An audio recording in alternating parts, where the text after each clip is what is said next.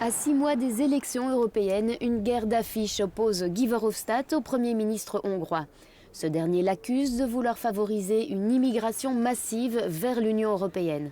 Le politicien belge contre-attaque en accusant Viktor Orban de se focaliser sur l'argent européen.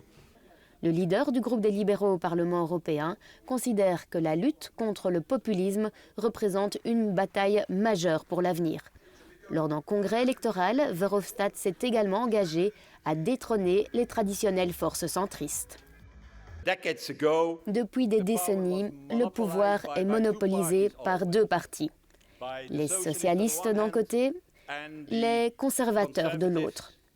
Je suis persuadé qu'une chose va changer lors des élections de 2019, que nous allons abandonner ce système politique dépassé pour créer un nouveau mouvement ensemble.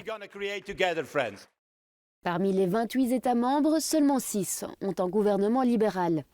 La taille du groupe pourrait changer si les négociations en cours avec le parti En Marche du président français Emmanuel Macron aboutissent à la création d'une nouvelle famille politique progressiste.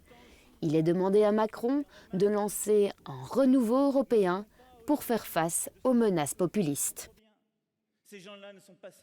La force du peuple européen, c'est d'être plusieurs peuples.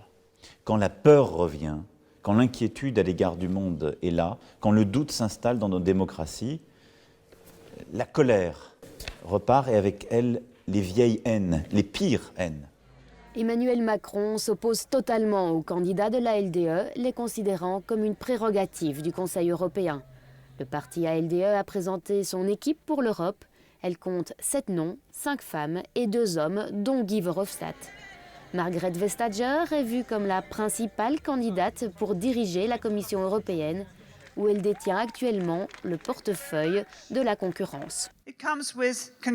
Nous proposons des solutions concrètes et des normes ambitieuses pour protéger nos frontières, notre planète et notre liberté. Nous avons la responsabilité de garantir une Europe durable et inclusive où nous nous sentons en sécurité.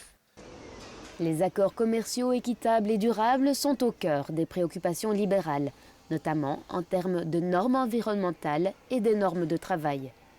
Le parti veut sécuriser les frontières et les ouvrir aux migrations. Des migrations considérées comme un moteur pour une Europe multiculturelle. Même après le Brexit, les libéraux veulent non seulement plus d'intégration en Europe, mais ils défendent également un futur élargissement à de nouveaux membres.